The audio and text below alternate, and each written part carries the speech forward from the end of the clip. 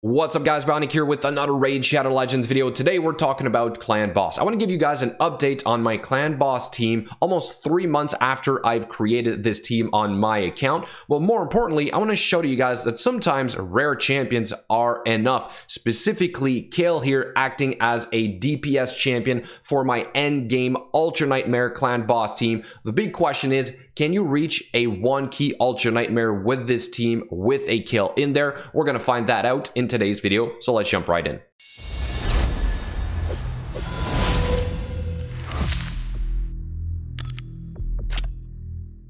So the first thing we're going to look at is my usual team and my usual numbers, all right? For example, the Void Affinity with Kreela in the lead. She's the one taking the stun.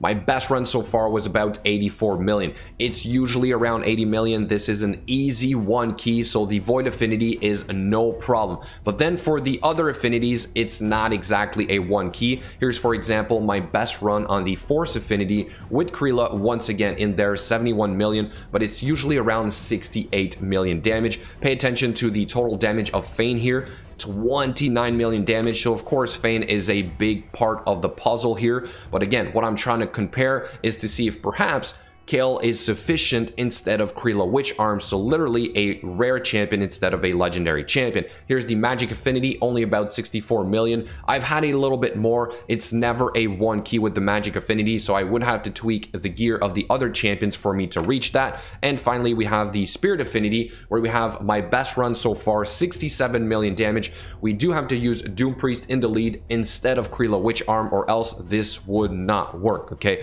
So that is sort of what we were going up against. Now let's go over the run with Kael instead of Kreela. All right, 2-3 things to note for this run. We are preventing our Seeker from using his A2 right off the bat, and we're also preventing Roshcard from using his A3 right off the bat. That's the kind of only AI control we are doing here. To my surprise though, I tried to prevent Kael from using his takedown ability, that's the A2. It turns out he already doesn't really use it against the Clan Boss. Maybe I just missed him trying to use it, but I'm pretty sure that by default now, Kael is only using his A1 and the A3 to apply poisons against the Clan Boss. So that's already really good. There's one thing I did not do in this run because I'm trying to compare to my old runs where I'm not preventing the A2 from Roshcard or the A2 from Warcaster.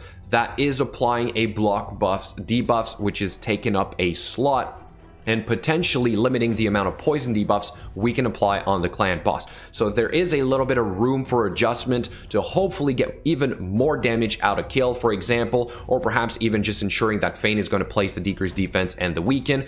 We are getting a decreased attack from Fayne. We unfortunately can't really control that, so we're going to have to deal with that extra debuff, which is kind of useless on the Clan Boss. But overall, this is full auto with the AI control, and eventually, like I said, will be a little bit better with the full AI control where we're preventing even more skills from the other champions. But this is basically it, all right? It goes on full auto. What I was trying to evaluate here is by losing the allies joint attack, but also losing the increased crit rates on the other champions, but instead replacing Kreela with a dedicated poisoner, which is now Kael, in a reflex set. Can we get as much damage? Can we in fact get Kael to be better than Kreela Witch-Arm without making the rest of the team suffer too much? So that was the big test. So obviously we're not gonna watch, sorry, the entire run. We're gonna fast forward to the end because it is pretty lengthy. And here we go. The total results that I got for this run right here so far on Ultra Nightmare is about 66 million damage. Not too bad. We're unfortunately not at that 1-key Ultra Nightmare, but again, there is room for improvement here. Remember, I lost 30% increased crit rate, the buff from Kreela, which means all my other champions are not at 100% crit rate, therefore suffering quite a bit right there. But overall, this is it, and we have Kael at 18 million damage so far, on par with a Fayne on a team like this. Obviously, this is a lot less damage than the run with Kreela Witch-Arm, again, because we're losing the allies joint attack. We don't have 100% crit rate, but overall, Kael is dealing more damage than Kreela Witch-Arm, and if we would want this to be even more comparable, we would have to put 100% crit rate on all these 4 champions right here in the run with Kael. All right, so it's still a little bit of a work in progress, but overall what this means is that we can inch up really close to that 1-key Ultra Nightmare with a team like this one and not even need Kreela Witch-Arm. Yes, it does require good gear. We'll get to that in a second. I tried something else after all this. I thought, what if instead of Warcaster, which is what I had on that run, what if I instead try Giant Slayer? So I went on Nightmare. I unfortunately wasn't able to try Ultra Nightmare so far, and I have a run right here with Kael with Warcaster, and then I thought, you know, with that Reflex set and that A3 coming up more often, perhaps Giant Slayer is a little bit better on that champion. So we have 4 million extra damage on Nightmare, and Kael dealing about 1 extra million damage overall. So this could be part of the RNG, right? So it's not, again, a perfect comparison because Fayne is in Relentless, and again, maybe we got more crit damage procs. We don't know, but overall, I'm going to say that Kael with Giant Slayer is perhaps an even better option. So now let's go check out the gear that I used for these runs. Starting with the 3 core champions for this build to work. This is the Batman Forever comp. I'm just playing around with the DPS champions, all right? Kreela and Fayne is obviously a great choice, but if you don't have Kreela, then maybe you can do Fayne, or maybe you can even do Rosin and Kael, and that might still work for you, okay? So perhaps another test for a little bit later. Here's overall what I have on Roshcard The Tower now. He does have 2-piece Immortal for this to work even better, because we're taking advantage of this mastery right here, okay, Heart of Glory. You basically spend the entire fight on a block damage, but you do get the poison tick every now and then to affect your HP. So with the Immortal set, you're able to compensate for this, and it's also going to prevent the stun target from ever changing, right? So here's a quick overview of each pieces. We do have crit damage gloves. These are not even 6-star. It's not even a 6-star attack percent chest. So again, there is room for improvement. We do have 2 pieces of speed and then 2 pieces of cruel to reach the right amount of speed and have very high offensive stats as well. We have an attack ring, we do have a crit damage amulet, and we have an attack banner. On this guy, again, you do not care about his accuracy, you don't care about his debuffs. In fact, with the AI control now, we can even remove it for hopefully even more damage. You also have increased attack buff from Seeker. You have the increased crit rate, and this guy's skills will scale off of attack on the A1 and HP on the A2. So again, kind of focusing on just the attack portion of his kit, all right? So that's overall his stats: 246 speed, 75% crit rate, 210% crit damage. Again, you don't care about the accuracy and HP. You don't care about that all that much.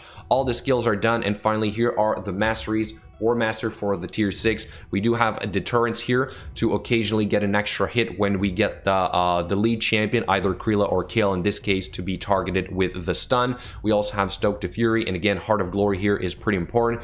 Life Drinker might not be all that important, to be honest, so maybe we can try to optimize this a little bit further, but overall, this is Roshcard. Then we have our Warcaster. This guy needs to be even faster, so we had to go with 4 pieces of speed and then 2 pieces of Immortal to get there. Here's overall each individual pieces: attack percent chest, speed boots, basically anything that has speed, crit rate, crit damage, and attack percent on this guy as well. We have an attack ring, which is not even a lot of good rolls, right? We have a lot on defense percent, which is kind of useless. We do have a 6-star crit damage amulet and an attack banner once again, because you do not care about his debuffs either. So he has 3.3k attack only. We do have 266 speed. That is really important. 67% crit rate. I would need to be at least 70% to work well with Kreela Witch-Arm, or reach 100% for him to work even better with Kael. 207% crit damage, a little bit low. All the skills are obviously done. This is the skill that you kind of don't want to use. The multipliers are very similar between the A1 and the A2, so you're not losing on damage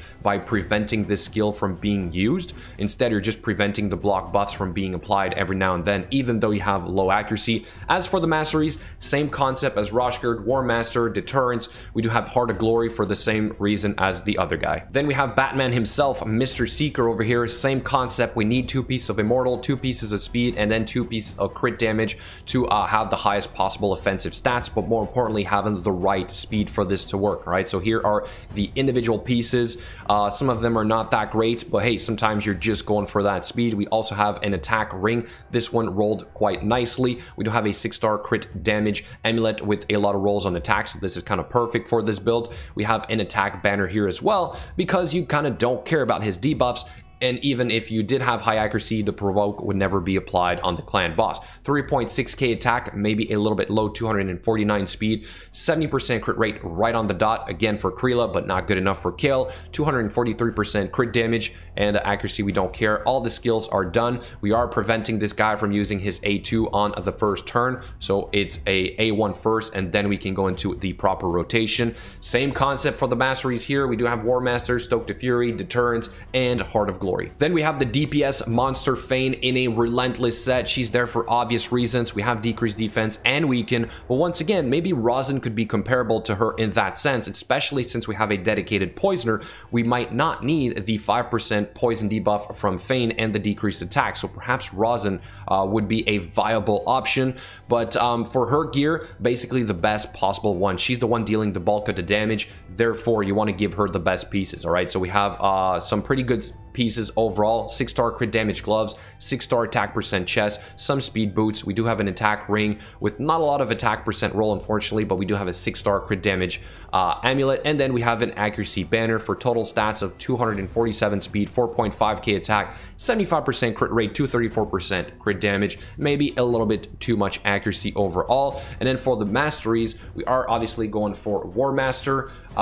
Kill streak here might not be that important. We do have a life drinker, Heart of Glory, and we are going into Cycle of Magic because again, you just want her skills to come back up as often as possible. She can take as many turns as she wants in the rotation. You always have a block damage champion casting that buff at the end of a turn right before the clan boss takes his turn. And finally, we do have Master Hexer. And finally, we have our Kael in a reflex set. So here are the individual pieces for this guy real quick, right? We are using the shield from Kreela Witch-Arm. We do have 6-star crit damage gloves. This is the chest piece from Kreela Witch-Arm. Speed boots, then we have an attack ring, crit damage amulet, which is only 5-star unfortunately, and we do have an accuracy banner for total stats of 3.4k attack, 220 speed, 85% crit rate, I would say, is the sweet spot, or at least that, so that you get the takedown ability to be at 100% crit rate.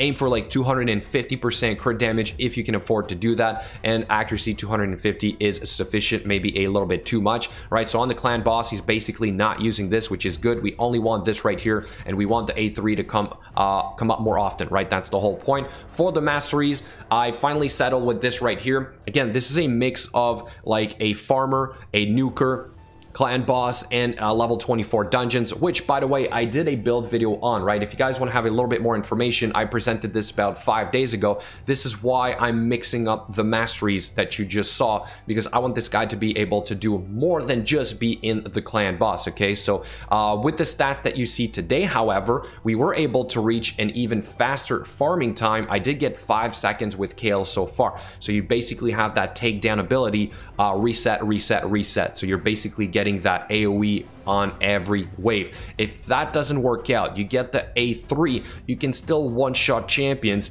if you were to have better stats. So unfortunately, my Kael with the stats you saw today is still not perfect to be a consistent 5 to 6 second farmer. But overall, here are the Masteries. So we do have Ruthless Ambush. We also have this right here to ensure you can farm faster, Cycle of Violence. And then we have just the regular clan boss stuff.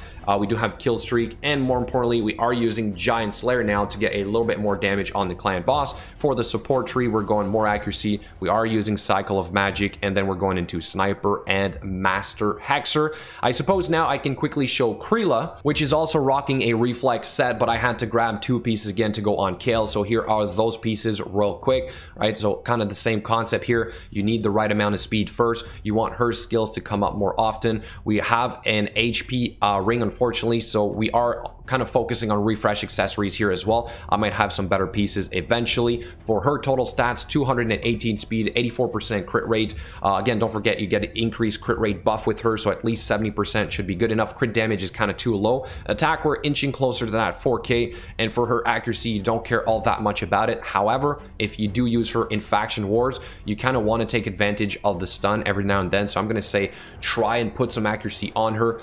It's not going to land on the clan boss, so you don't really care about it. For the Masteries, kind of the same concept here a little bit as Fayne or Master. We do have Kill Streak, we have Lasting Gifts, however, same thing. We do want Cycle of Magic and Evil Eye for the faction wars. So there you have it. Overall, all the champions that I used for this test. Once again, Kael being comparable to a legendary in this case, and I'm pretty confident we would be able to reach a 1-key Ultra Nightmare in this Kael Forever team. Do let me know what you think in the comments below. Thank you so much for watching, and I'll catch you guys later.